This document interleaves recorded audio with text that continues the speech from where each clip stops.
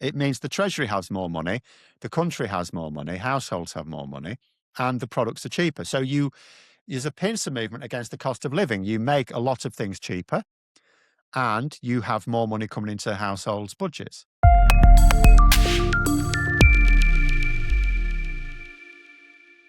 Hello and welcome to Whatever Floats Your Vote. I'm Nick, a TV producer aiming for the effective communication of accurate information.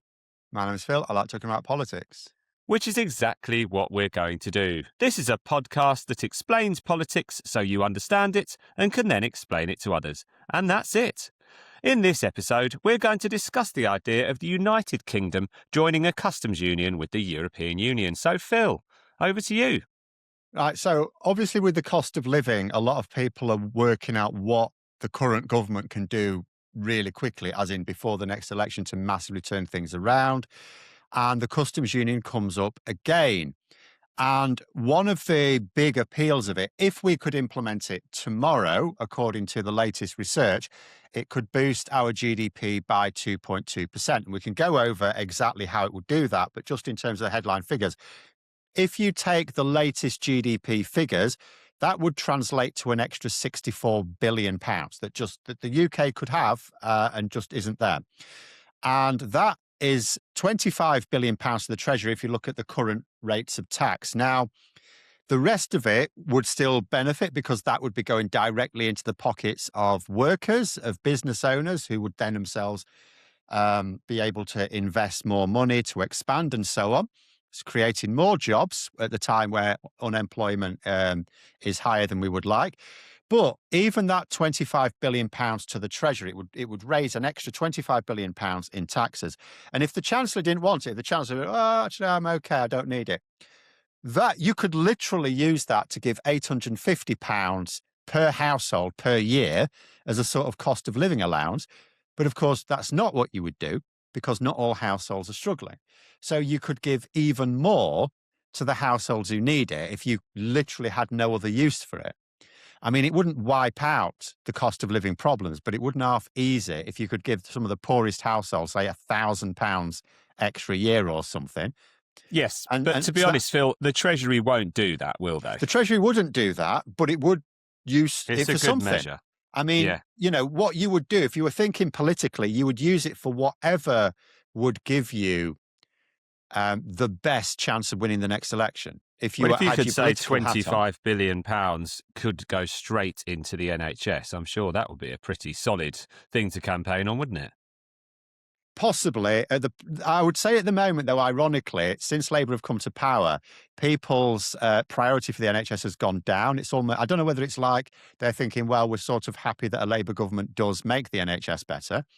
But nonetheless, I would still say there are target the cost of living directly. The NHS itself is that's a separate issue. It's a healthcare issue. That is very important to a lot of people. But the cost of living is the number one issue. So I would say you would target. And the easiest way, I'm going to say, you're right, the Treasury probably wouldn't do what I'm suggesting, but I would say the easiest way to alleviate any cost of living thing is just money directly to households who need it. A means to, like a winter fuel allowance, only an annual cost of living allowance, while the cost of living is a problem. You don't have to set it up as a permanent thing just to, over the next few years while we sort the economy out. People will say, well, that will raise inflation a bit. It would be inflationary, of course, but it wouldn't be that inflationary. And of course, it wouldn't be inflationary to the people struggling with the cost of living because they would be getting more money than things would go up, and it would create more jobs. But whatever you do, I would target it directly at the cost of living. However, the government aren't going to join the customs union tomorrow, and their argument, Peter Kyle, who's been accused of going back on himself by the Lib Dems, but he hasn't really. So what Peter Kyle, who's the business secretary, has said, he said any sane government, or some words to this effect, any sane government would, of course, be looking at a customs union. So the government officially are saying, we would love to be in a customs union with the EU. So then people say, so why aren't we negotiating it then? And their point is, we couldn't get the results quickly because it would take years to negotiate. Now, that is probably true if you want a bespoke customs union. So when we were in the EU customs union we were in meant that we had a shared, we were just in the same customs area. We had shared tariffs and quotas on everything. We shared it with the EU as EU members. Yeah, just to be clear, Phil, as well, we would not be able to join the EU customs union, would we? We would have to join and enter into a customs union with the EU. Is that correct? Yeah, yes. I mean, it could be exactly the same if we wanted it to be, but we wouldn't want it to be. There's no political will for that. The argument will be, because the downside to it, you think, so, well, what is the downside of the customs union? It means on whatever goods you agree to have a shared customs on, we have to adopt the EU's tariffs and quotas. That's what that would mean. So we wouldn't have to do it for everything in order to get the benefits of it. For example, there are some things we might trade a lot with America, but we don't really trade a lot with the EU. So we might say, well, we won't bother having shared tariffs on that. Same, with some other large markets around the world. So what we would do is we would agree to harmonize our customs on things we trade with each other a lot, things that are important to the EU in UK trade, things that are important to the UK on EU trade. And this is why it would take years to negotiate, because you'd literally have to go down every commodity line by line. And it might be, it's not even a case of going, yes, yes, yes, no, no, no. It might be that we go, well, we don't really want to include that. And the EU go, yeah, but we do. So then you'd have to have discussions. So it could well take years if you wanted that level of bespoke, because you'd have to go down every single commodity and both agree whether it's a yes or a no. Phil, And, I'm just going to interrupt here. I feel like I should have done this a lot sooner. Can you give us a very, very sort of brief overview of what a customs union is? What would we be joining? So a customs union, it's not like the single market. It's a shared outer perimeter. So if you're in the same customs area, anything coming into it, whether it's coming into on the EU side, an EU port or a UK port, has customs duties applied. There may even be quotas of how much you can bring in at that. Because sometimes you have two tariff rates, like, for example, cheese. Let's say cheese, and you have, with a particular country, it might be Japan, doesn't matter. You might have, I don't know that the Japanese do a lot of cheese, but let's say they do, because I think there's quite a lot of lactose intolerance. I may have chosen the really bad example, never mind. Let's say you have a lower tariff rate of, say, 0.5%, but only for like 90,000 tons. And above that, there's a tariff rate of 10%, just making numbers up. So what it would mean is, if that cheese, it doesn't matter whether that cheese is coming in via an EU port or a UK port, those same tariffs and quotas would apply if you agreed to have that in your customs union. It makes no difference. Whereas anything excluded, it would make a difference whether it comes into the UK or the EU. Right. So it's about agreeing on, no matter where it comes into your customs area, the UK side, EU side, you are going to apply these tariffs that we have agreed. And within our own customs area, we don't have tariffs with one another. Is that the point? Is that Yes. Is that the benefit for the UK of That is joining exactly a the customs benefit. union with the EU? Zero tariffs and also zero paperwork. No customs paperwork on the things that are covered by the customs union. So if cheese was one of them, and we're selling cheddar to Belgium, there would be standards paperwork still, because we're not in the single market, but there would be no customs paperwork needed. There would be no tariffs. There'd be no, or if we talk about, there's no rules of origin. Rules of origin is a big one. Rules of origin. So at the moment, people must say, well, we've already got tariff-free trade with the EU. No, we don't. We only have tariff-free trade if the goods meets what's called rules of origin, which means that a certain percentage of it has to be considered to have been manufactured or produced either in the EU or the UK. But in order to prove that, you need the paperwork. So we don't get away with the paperwork. We might get away with the tariffs if we can prove rules of origin, but the paperwork itself is a big cost, and there's the time needed to check it. Whereas if there's no, if we're in a customs union, then there's certainly no tariffs. There's absolutely no tariffs on everything covered by the customs union, and you don't have to prove it. There's no paperwork, which means there's nothing needs checking. Unless there's a standards issue, you might need standards paperwork, but that's a separate issue anyway. So essentially, it means that if there's no tariffs, it is cheaper to the customer at the end of the day, because the cost of the process of delivering goes down, but also you have no paperwork. So the flow of goods is a lot more effective and a lot quicker. Yeah, there's effectively two things. You've got no paperwork and you've got no customs declarations on those goods, right? The caveat is you may still have to have your goods checked because the regulatory checks might still be there. Yeah. Although Labour are working on a deal with the EU, which will even get rid of those on the goods that we trade in large amounts, particularly food. I mean, farmers will like that. So if we were to join the customs union as well as work on this SPS veterinary deal, then we could actually have, for a lot of the things we trade with the EU, have no standards or customs checks. But Right. the no standards checks would be extra on top. But that's a very separate thing. You know, you're Yes, talking that is a separate more, thing. That's more of a single market conversation, isn't it, than the customs union? But it is still the case that, aligning more with the EU means freer trade, which means more money into our economy. Slowly edging back towards what we had pre-Brexit, essentially. Just to throw a few figures in, if you're talking about, so the downsides are that we don't get to set our own tariff rate. Some people will then cry, well, sovereignty. But if you look at the practical effect, what matters more, because people are complaining about the cost of living. So surely what matters more to people is how our economy can grow, how our trade can grow. If you look at the trade deals we've already agreed post-Brexit, and this is according to the government's own economic assessments. So we first of all arranged one with Japan. According to the government's own economic assessment report, this is the government that struck this deal. They reckon it might be worth an anticipated GDP boost of 0.07% in 15 years. So we get nothing from it at the moment. It's not worth anything. In about 15 years, it could be worth 0.07% to our GDP. Australia, 0.08% boost by 2035. New Zealand, 0.03% by 2035. The CPTPP, the Conservatives made a big deal of that, 0.08% long term. India, which we've just struck with the Labour government, 0.13% by 2040. And none of these make up in any way for the loss in trade from leaving the single market and the customs union, do they? Not even close. No. If I add that up, that's 0.3 altogether.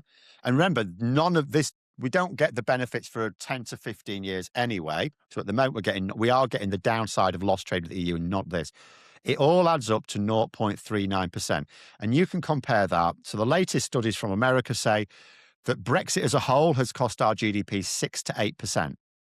But even just the customs union, the latest research says if we to join the customs union, it could give us a boost of 2.2% just for joining the customs union. And you set that against all of these trade deals put together, only add up to 0.39%. It looks absolutely mad not to be in a customs union. And the government say would have to unpick all these trade deals we've agreed. Okay, because they're worthless. And if people are thinking, but we're still going to make more. The EU are doing the trade deals anyway. The EU announced a huge trade deal with India this week, didn't they? Yes, and we would be I think the other thing is that people cry about sovereignty. Yes, because we're negotiating as part of a huge trading bloc. So we therefore have a lot more leverage as part of 28 countries, or 31 if you're going to include EEA, FTA. But you have much more leverage. So there's much more of an appeal to do a trade deal with a country, 28 countries, rather than just the United Kingdom. Yeah. But would we still be negotiating if we weren't, Phil, if we weren't in the single market, but we were in a customs union with the European Union, would we wouldn't be negotiating trade deals, would we? Would we just be negotiating tariff deals? No, the other way around. No, we can negotiate trade deals, but as I've just said, there is absolutely no point. They're worthless. But sorry, if we were to enter into a customs union, if we were to enter into a customs union with the EU, would we therefore be joining into the leverage factor I was just talking about? Only partially. Or do we need single market membership to negotiate those trade deals? What we would get with the EU, we have shared tariffs on the things in our customs union.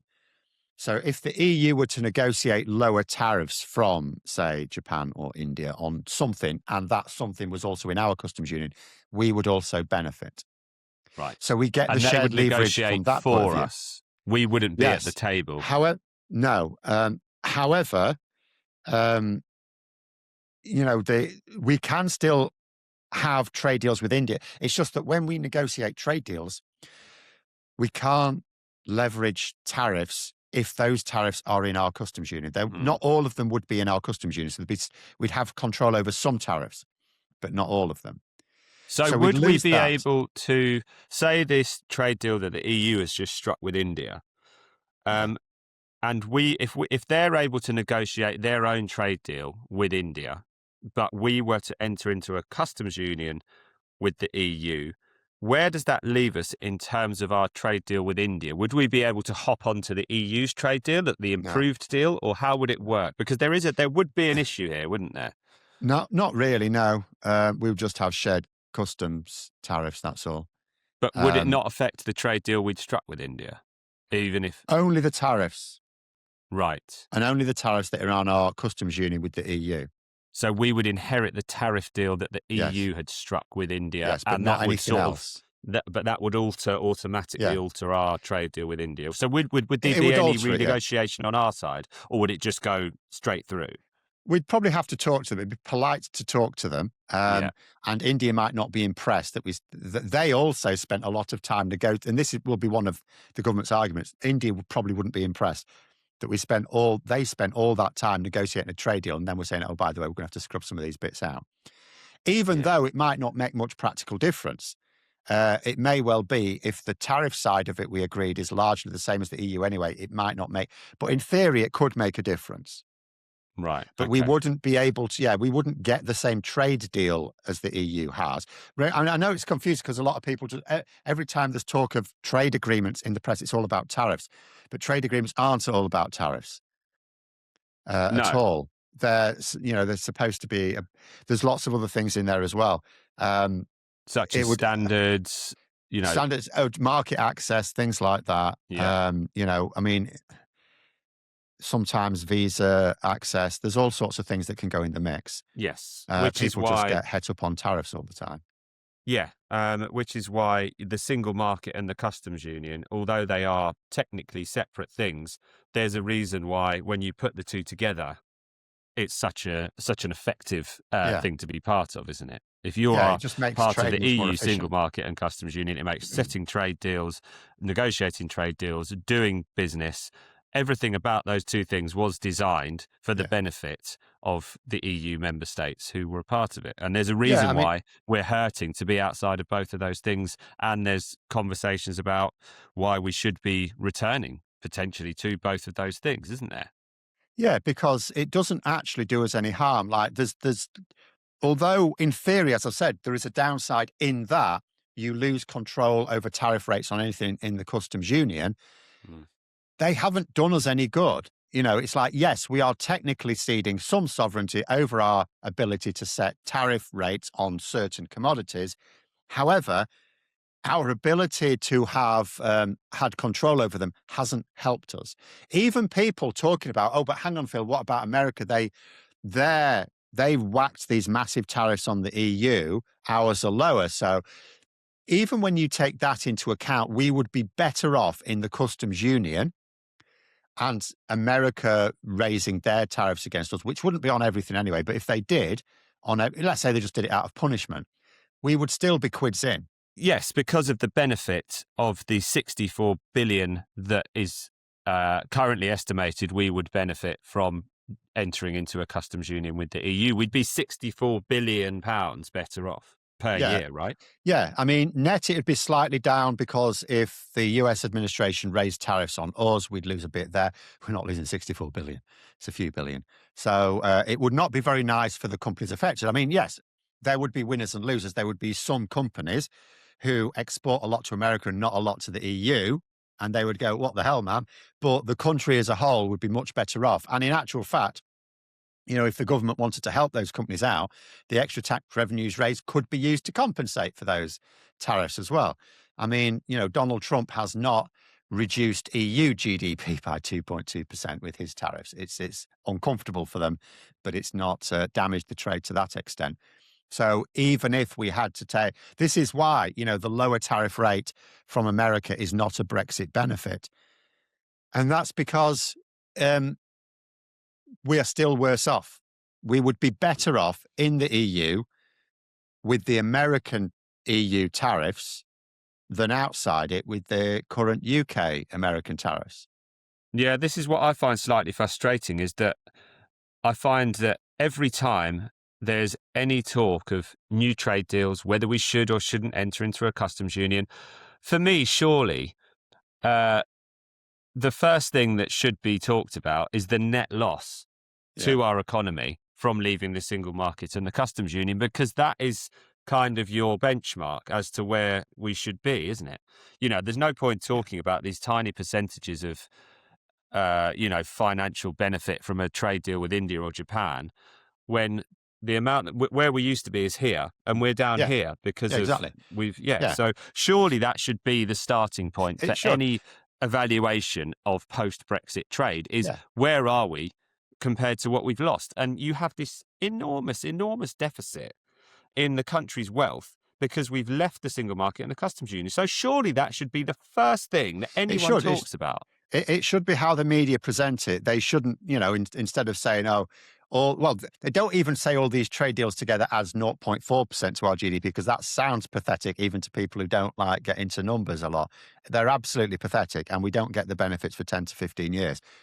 But the way you should actually describe it is, so the latest economic analysis from America was that Brexit has cost our GDP 6 to 8%. So if we take the lower end of that, really we take the midpoint, but if you take the lower end of it, 6%, what we can really say is that all of those trade deals we've struck is worth a net minus 5.5%, 5.61% to our GDP. And that's, in fact, at the moment, it's minus 6%. And in 10 or 15 years, it'll improve to minus 5.61%. That's And what we're how do you saying. convert that into pounds, Phil? All you have to do is you take the latest GDP figures. I forget what they are now. I'd worked them out earlier. The latest GDP figures, and you times it by that percentage. Right. Okay.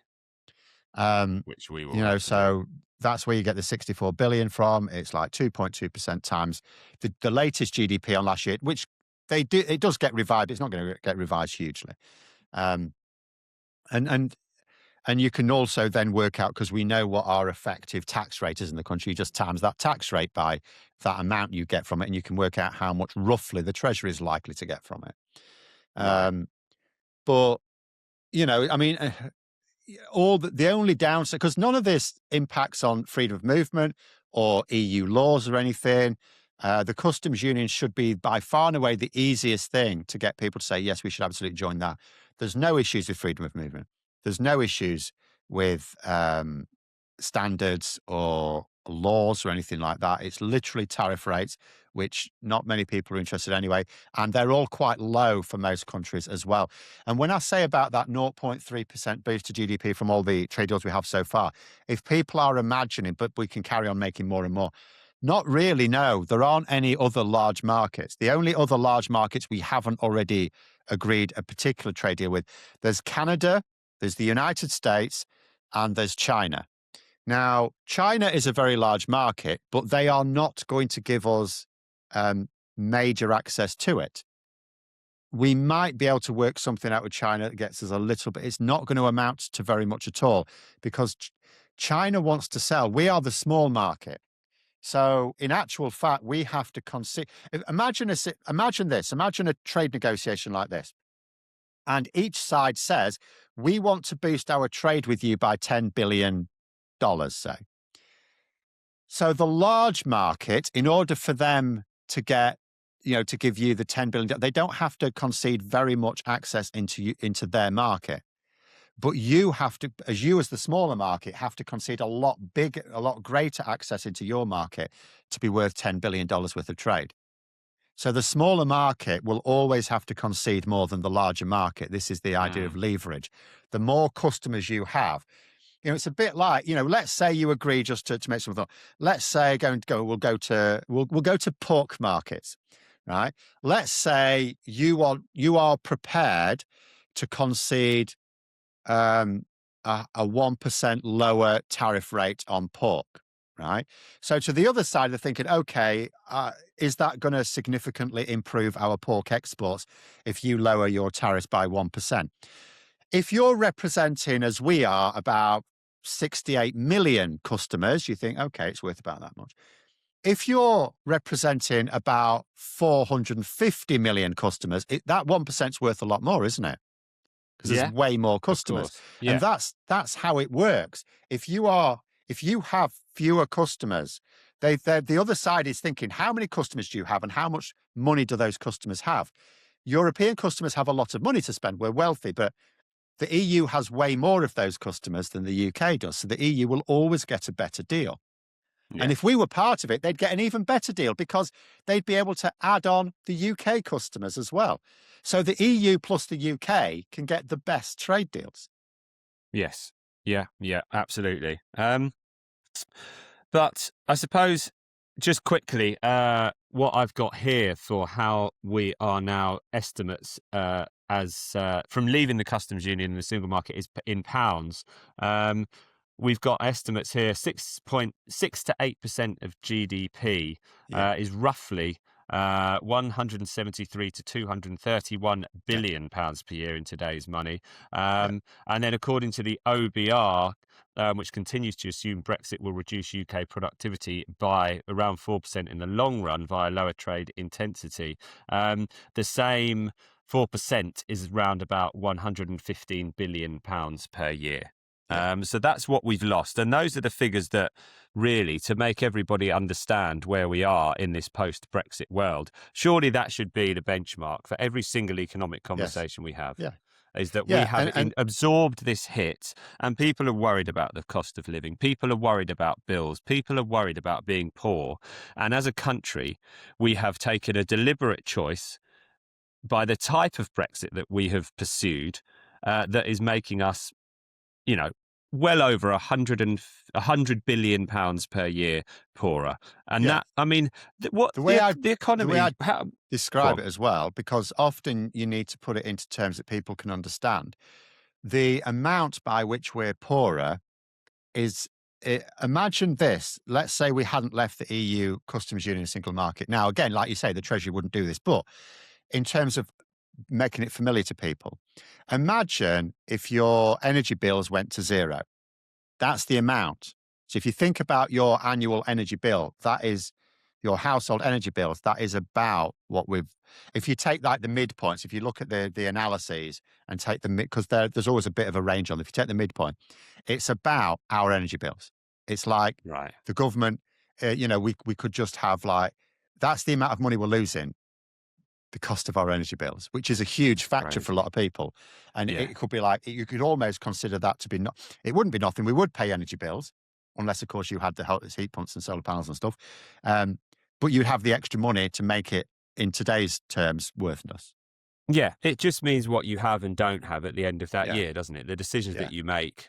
Can you, I don't know, whether a family can go on a holiday, whether Yeah. you need to buy something for your house, whether you need a new car. All of these things that people are, currently not enjoying and striving to get. If you were to inject this huge amount of money, it's not like into the UK economy, Yeah. back into the UK economy. Yeah. And I don't understand why it isn't talked about more when economics and the cost of living is such a prominent feature of our politics and our lives now, that we have this, why we don't have this daily reminder that, just so you know, over here, across the channel, Yeah. what we left is a single market and a customs union that we could Yeah. renegotiate our way back I into, mean, that forget the rest of the world. There is a real solution there that is achievable and realistic. And I just don't know why people aren't campaigning on it, and, which and kind the of, other go thing on. is, I should just add as well, because I mean, that's just the amount of money we could say each household would get, like, between £1.5 and £2,000. But things we buy from the EU would also be cheaper, even just with the customs union, because you get rid of those checks. Checks take time. Time is money for transport. You get rid of the paperwork. It costs someone to deal with that paperwork, check that paperwork. All those costs go away. And those costs have to be added on to the consumer price. So our goods would be cheaper in the EU, so we could sell more of them. So businesses could grow that are selling to the EU. But from consumers' point of view, food, for example, that we buy from the EU would be cheaper and fresher because we wouldn't be delaying it as much, particularly if we can get the zero checks on food with the EU deal, which is expected to be implemented in 2027 anyway. So, we could have much fresher produce because it wouldn't take as long. Fresh produce goes off while it's stuck in a lorry park. So we'd get it cheaper and we'd be able to sell more because, the goods would be cheaper in the EU.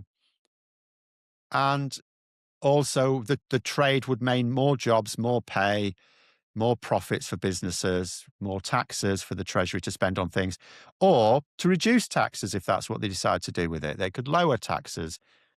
Maybe they could lower national insurance with the money instead. Maybe they think that's the best way to do it. Whatever they do, it means the treasury has more money, the country has more money, households have more money, and the products are cheaper. So there's a pincer movement against the cost of living. You make a lot of things cheaper and you have more money coming into households' budgets.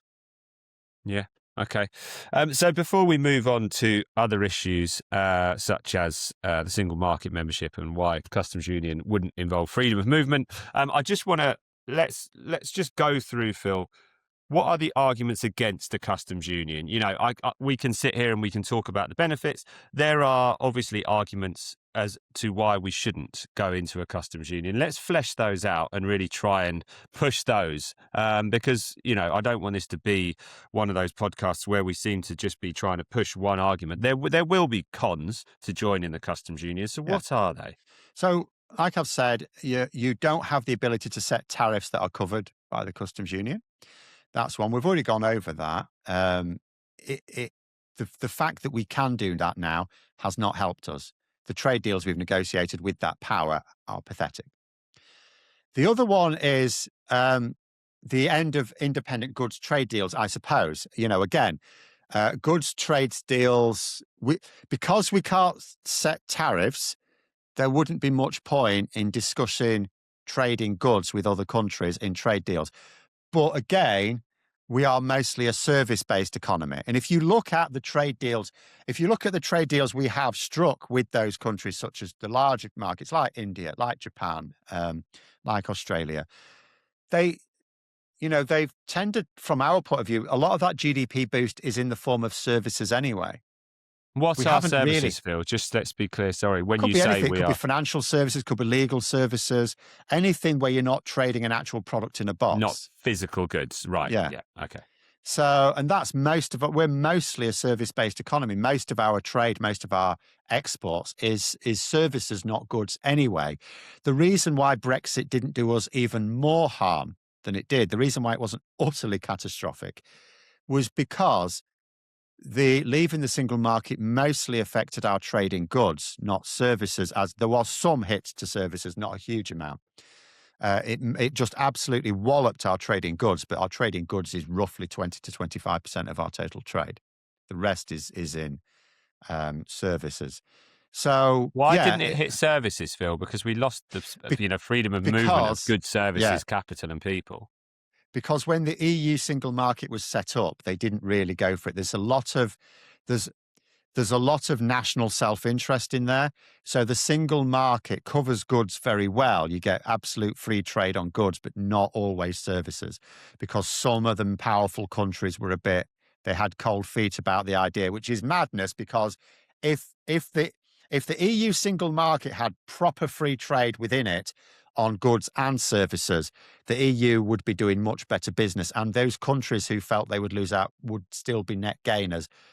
But unfortunately, that's the nature of the beast. National interest always slows you down. It always hampers you. So give me an example of how you would trade service within the EU freely and why it's not free trade. Why it's not freedom of movement for a service? I'm a little bit confused. Because a service might involve someone going across and like doing a performance or, giving a speech or something like that, or doing some training. So that would be a kind of service that is hit by Brexit, because, the person who has to physically go over there and deliver that service isn't easily able to do so. But there's plenty of services you just buy online. I Right. have But when you were services. I saying have. that but you were sort of suggesting that the EU doesn't have proper freedom of movement for No, services, where you just no. Sorry, that's what right. were you saying about when we set up when the EU set up the idea of trading in services, that if the EU had real freedom of movement for services, it would be even more successful. Or sorry, Yeah, if I misunderstood. because some of the services, right. So part of the essential aspects of the single market is the idea of these freedoms, and one of those freedoms are you can't, for example, if you're a government department, you can't choose to prioritize um, goods from your country or give contracts out from your country. You've got to consider businesses in other parts of the single market. Okay, But like open that's not tender, the case for essentially. all services. Yes, that's not the Right. case for all services. There are some where actually they can. Okay. So it's Okay. not comprehensive. The single market is not as comprehensive as people imagine. It is for goods, Right. and it's not that it doesn't cover services at all, but it doesn't cover it comprehensively. Okay. Okay. So you can still freely trade services, but you don't have to Yeah, look for. basically, when we're trying to trade services with EU countries, there are some for which we're not actually hampered more. There's not extra trade friction compared to Right. others. Like there are some Okay. service providers in Belgium that may find some trade friction when selling them in France because they're not Right. I've got covered by you. the single market. Okay. So I see. So essentially, because there isn't real free trade in services in the single market anyway, because of the Yeah. way it's set up, our service industry was less affected Yes. post Brexit, because there is actually less. You've lost less because there was some existing There was friction always the anyway. It's friction very in the first interesting. place. I didn't know that. Right. Okay. So the supposed 4 freedoms actually is 3.5 freedoms. Sort of, yeah. I mean, it's more important for goods anyway, because one of the biggest freedoms is freedom of movement of people. Hmm. And people definitely need to move across to carry, because someone has to physically take the goods to you. We don't have Amazon drones everywhere at the moment. Yeah. So whereas for services, a lot of services can be done remotely. I mean, I had to hire a solicitor one time. I mean, there was a time when you'd have to physically go in and find one in your area. Now you don't. The last time I needed a solicitor, they were based in Birmingham. It's not a problem because we just conducted it all over Zoom. Um, and that's that. And you could also do that, um, across the EU, that sort of thing. There are certain services that can be handled remotely. I have, for example, I have subscriptions with, for example, the New York Times. That's an American service. They don't have a UK-based office where I buy that service from. I just pay directly to New York. So that's an example of trading a service. Right, I've got you. So essentially, we've got off lightly with Brexit in terms of services, because services is a significant part of our market, Yeah, of our the trade, major part but of our market. major part. But actually, services was not hit very hard by Brexit, which Yeah. is, I suppose, one of the most positive things I've ever heard about Brexit. So thank Well, you, Phil. I can soon rain on that bonfire by also pointing Um, out, however, that we still do have a significant amount of trade required for goods, and goods tends to be more labor intensive. So goods, billion for billion, provides more jobs. yes, no, I'm Services aware of is the much problem with goods. easier to boost productivity with like technological advancements than, for example, goods. So Yeah. yeah, you'll Okay. always, and this is why, if you think about the places that voted for Brexit, they tended to be former industrial heartlands, places where what actually happened is the jobs were lost. Whereas in parts of the country or the cities and places like that that tended to vote for Remain, you could argue those were more service heavy areas where the jobs rely on the service industry, which, had been growing. Our service sector has been growing and continues to grow. It's our trade in goods that took a hit. Our service trade has continued to grow. It hasn't boosted. We didn't get a boost in service trade, but we didn't get a real massive hit either. There were some financial services lost from London, but London's such a huge financial centre that it hasn't made a massive dent in their ability. We're still by far and away the largest financial centre in Europe. There's no one else can compete. And actually that helped us in a little way as well, because what happened is the financial services that we lost to Europe, which you did lose some, and that meant some jobs lost, they didn't all go to another powerhouse in Europe because there isn't one. So some went to Dublin, some went to France, some went to Paris, some went to Frankfurt. They sort of got spread about because London, there are very few financial centres in the world that are proper supergiants. London is one, New York's another, Tokyo, Beijing. You really don't have very many. So because services isn't as badly affected by Brexit, and because London was this absolute superpower of a financial centre in Europe anyway, we sort of dodged a bullet on that when it could have been much, much worse.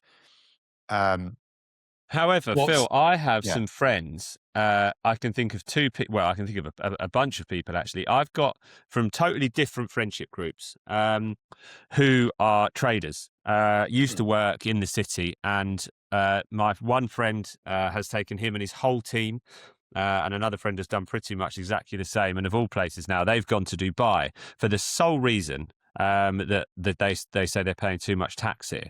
So is that because taxes have gone up in some part because of our poor financial situation because of Brexit, and therefore the treasury is losing? These guys earn a lot of money. They'll happily admit that the way they make their money is they make a lot of money. They don't hide it. Then but they would pay a lot of tax here, and they don't want to do that now. And they're out. They're in Dubai, and they are not paying. Obviously, they're paying zero tax out there. So you can argue about the ethics of that, but essentially that's a loss to the treasury. How much of that can you put on Brexit, and how much of it is that me just wanting everything to be Brexit's fault?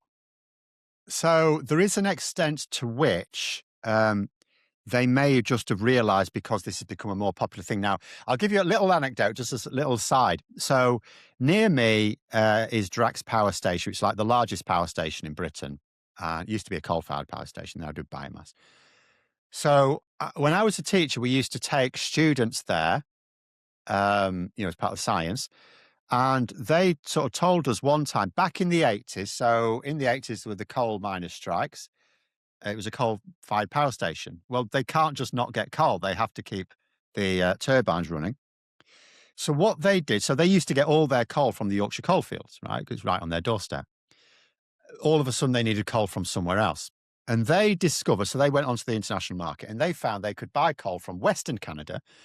Now, imagine the route this has got to take. It's got Western Canada, so it has to go all the way down the west coast of the United States. It has to go through the Panama Canal, all the way across the Atlantic. It's got to go on the underside of Britain, up the east side of Britain to Immingham Docks, and then on a train to Drax Power Station. And it worked out cheaper than buying the coal from the Yorkshire coalfields, right on their doorstep.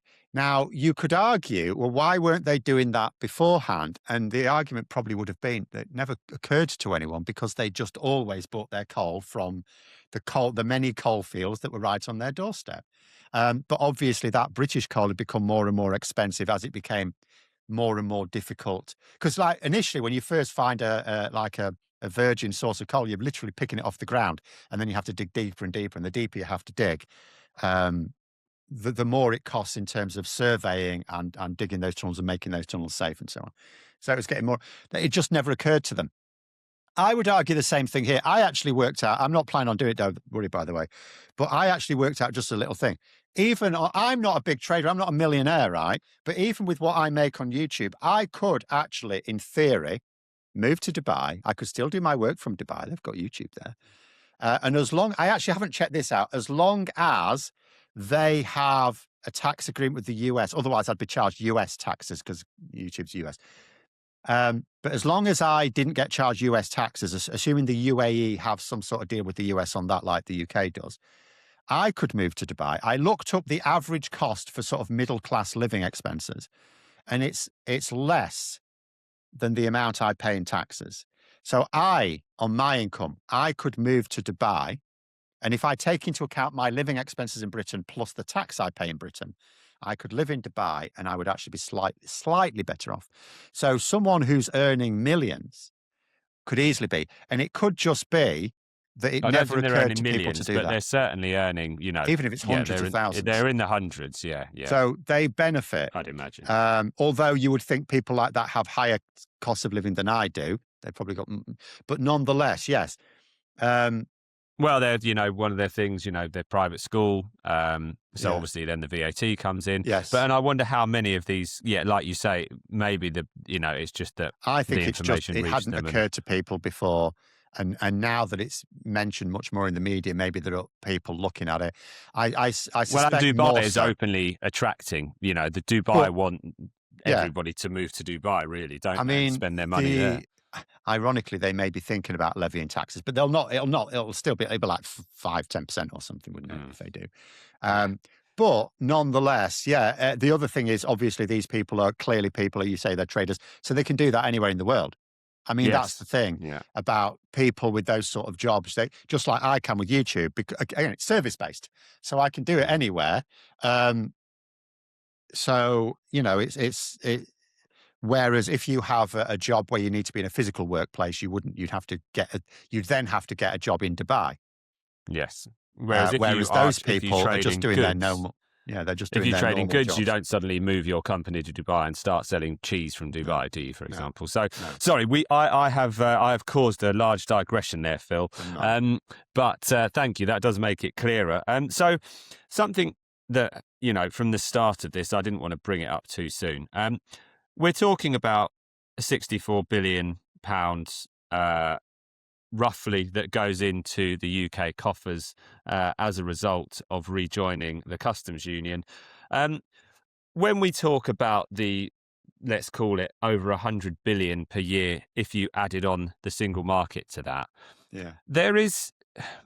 it's very hard when we're talking, even if you're going to talk on a purely financial basis, it's incredibly hard if you're going to push for joining a customs union with the EU to not in the same conversation say, well, if we're trying to solve the economic crisis, surely we have to talk about rejoining the single market as well. Yes. The single market is worth more than the customs union even. Mm-hmm.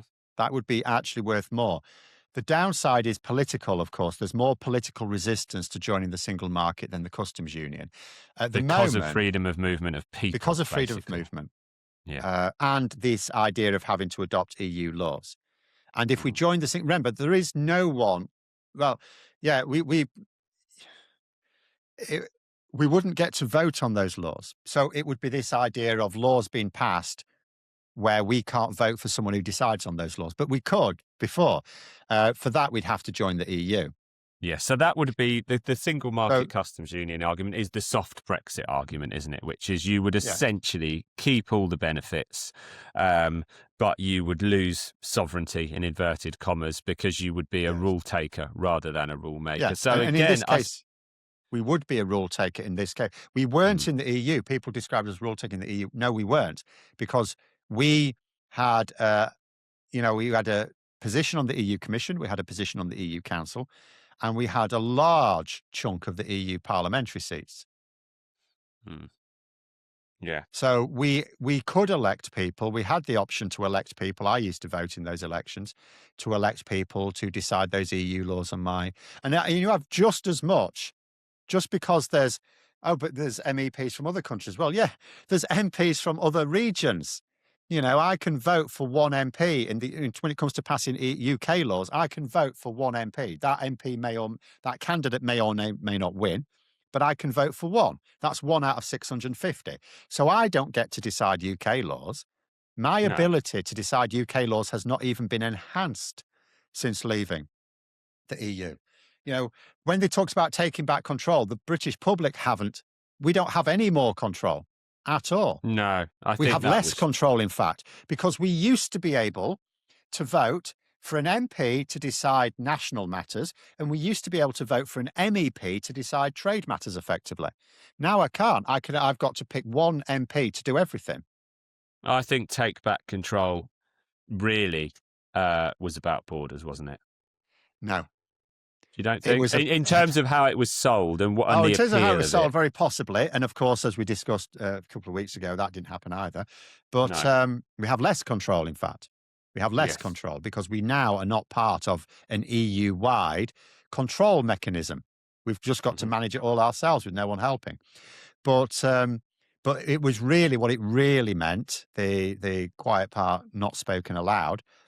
The people who did gain control are those with the wealth to influence ministers.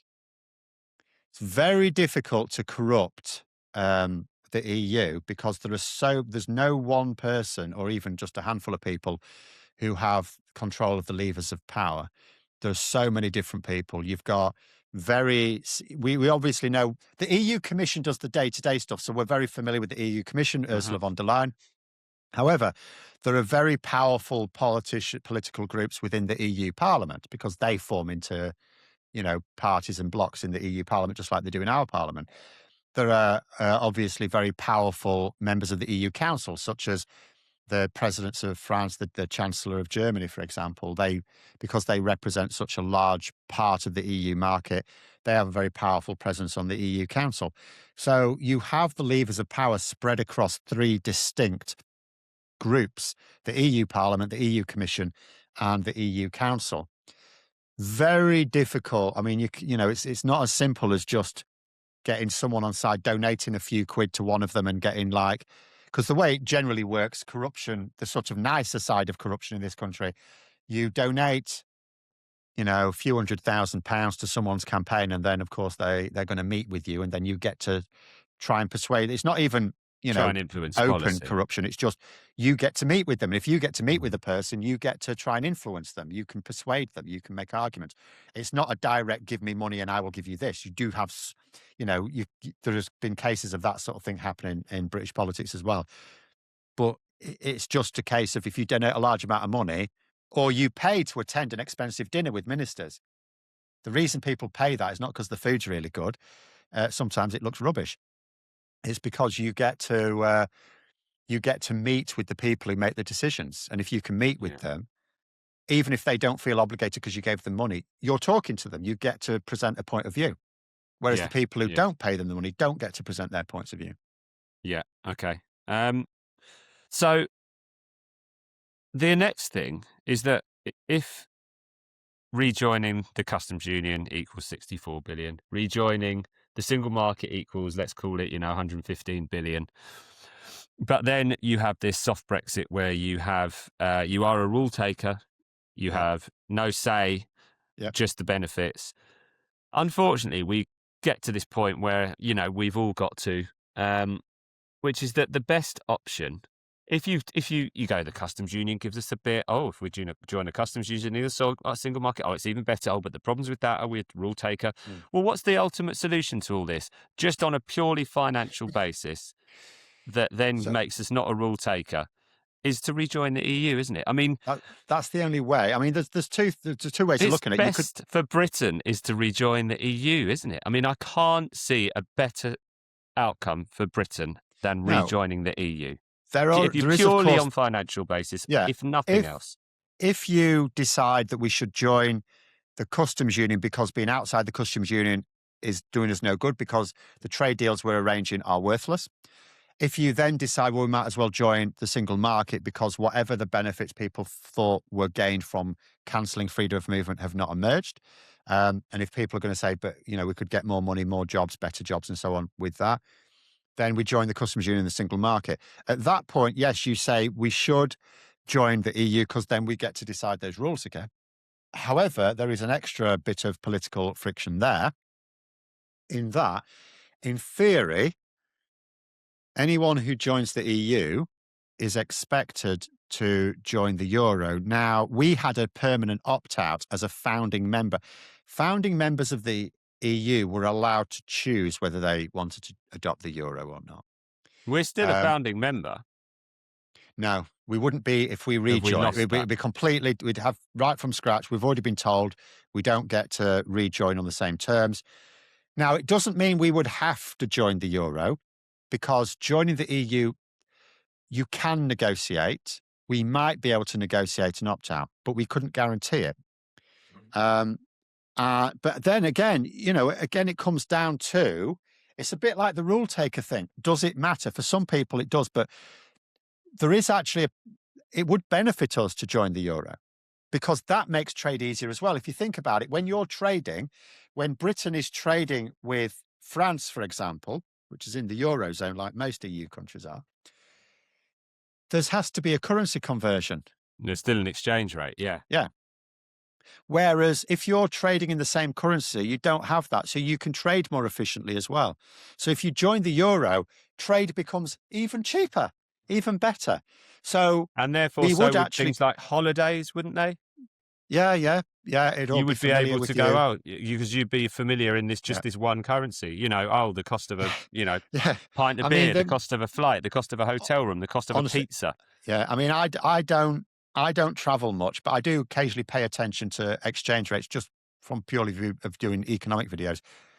And every time I walk down the high street in my little market town and the post office is there with the exchange rates, and I just walk past and go, you robbing bastards, every time. Because it's never the actual exchange rate, because of course someone's taking a commission. Of course, otherwise they wouldn't bother to waste their time doing it. Even if you're paying something with like a credit card in the EU, there's charges there. Obviously we know mobile phone, there's roaming charges. Yeah.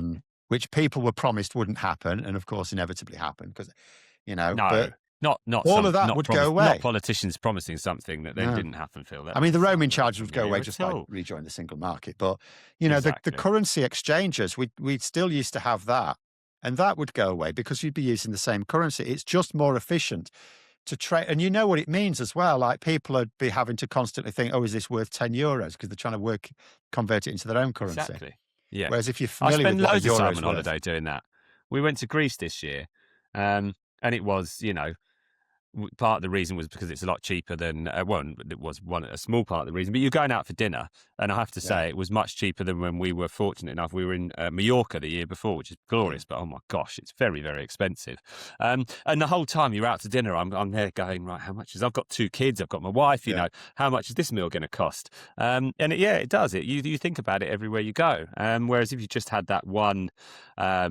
The euro, you could easily work out for your own holidays and your own budget, how much everything cost. I wouldn't have a problem joining euro at all. Yeah, the Eurozone, if you always compare like growth rates, usually, the Eurozone tends to do pretty well. I mean, it didn't do very well that time when the Greek debt crisis blew up. But then that was caused, they should never have allowed Greece to join the euro until it was fit to do so. That was the problem there. No one really looked at their books too carefully because they just wanted to grow the Eurozone because they just thought, more efficient trade. Yeah. But that's all fine. I mean, it is now, I think once bitten, twice shy. So you're not like to get a crisis like that happening. Because you do. I mean, even there, you cede something. You cede control of, but then our government doesn't have control of monetary policy anyway. The Bank of England does. But that is still, the Bank of England governor is still appointed by the UK government. So we have some indirect measure of influence on monetary policy. Whereas if we were to adopt the euro, monetary policy would be decided by the European Central Bank, where we would have some input, but not all of the input. So again, everything where you work together, you're like, if you work as a team on anything, you are ceding some level of sovereignty. But the benefits, again, it's what do people care about? Do people really care about us making our own rules when, if you look at Mrs. Miggins down the street, she doesn't make any laws in this country. She gets one vote for one MP out of 650. She gets one vote out of tens of thousands in her constituency for one MP out of 650. She doesn't decide any laws unless she gives said MP £1 million. And that MP had better be someone in government. Yeah, exactly. If she's someone, she needs to give £1 million to someone in government. She might then get to determine a law, maybe, if that minister is bent. But that's your only way. So people in this country will say, we took back control of our laws. No, we didn't. I've got no control over our laws. I get one voice out of tens of millions. That's it. Yes. Yeah. So we haven't gained any control over our laws. So by ceding control of some laws to a wider, even if we didn't have a place in the EU Parliament, if we just joined the single market, not the EU, I am going to say we personally don't cede any sovereignty. No, but we Ministers don't have to do. adopt We EU don't. law anymore, do we? I mean, that's the argument, is that, Well, we are. okay, we No, we don't. do. We do. Outside the EU, we are already having to follow EU laws in order to trade. Because if we don't, if we Yes. diverge, then we lose trade. So we're aligning Yes, our good standards with point. the EU. Those standards were decided by the European Parliament. And Mhm. okay, a lot of those standards were decided while we were there, so we also decided them. But there have been laws passed by the EU Parliament since we left. And as a result, yes, we are already now following laws that the EU has decided and we had no say in. We're already doing that. And the only way to not do that is to crush our trade even more. Or have a seat at the table again. Yeah. Yeah. And the other question that I don't hear asked enough, and if we were talking about exchange rates as we just were, is the pound against the euro pre-referendum. We've never ever achieved that exchange rate since the referendum again, have we? No. There's two sides to this. So first of all, the pound is, just compared to any currencies around the world, is significantly weaker than it was before Brexit. And the main reason for that, the strength of the pound, think about, instead of thinking about the pound as a currency, think about it as the Bank of England, think about it as a company where you're buying shares in it. So you buy gilts, which are government bonds. Those are like shares in the pound. So the value of the pound is directly linked to how valuable investors think it is. And part of that value is there's risk. What is the risk of this gilt not paying out? And if we were part of the single market, our economy would be at much less risk of.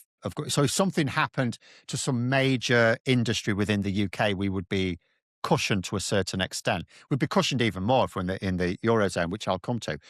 So the reason why the pound is not as valuable is because everything's now riskier because we're outside the single market and customs union. So the pound itself is riskier. British productivity is riskier because there's more trade friction. But then there's the other side of it as well. The euro was always going to become stronger because the Eurozone, as I said, also shares a lot of risk. If you have something hit one part of the Eurozone, the rest of it sort of covers. So, the euro is seen as very safe because it represents a much larger level of GDP feeding into it. So the euro was always going to get stronger and stronger anyway. But yeah, the pound didn't have to get weaker. That got weaker because of Brexit. Yeah, that was a deliberate decision. And we will never get it to back up to where it was anyway. Even if we joined and the pound looks better and we could join and keep the pound, because the euro was just getting stronger. Okay. Yes, makes sense. Okay. Well, I mean, I think essentially then we're back to where we always seem to be in these conversations, which is that, okay, we could rejoin a customs union and we would benefit to the tune of about 64 billion with very little loss. But then that leads us on to the next conversation of we would benefit more by rejoining the single market and then even more by rejoining the EU. So no massive headlines there, Phil, but I think in terms of the detail that you were always able to provide, it's certainly a lot clearer. Exactly how a customs union with the EU would work and what we would benefit. Really, really fascinating. And you've really made everything a lot clearer there. So I hope for everybody listening and watching, that makes sense and you've learned something there, because I know I certainly have. And as ever, thank you for listening and watching. And thank you, Phil. Thanks very much, Nick. No worries. And please like, share and get the message out there. And we will be back soon. Thanks very much indeed.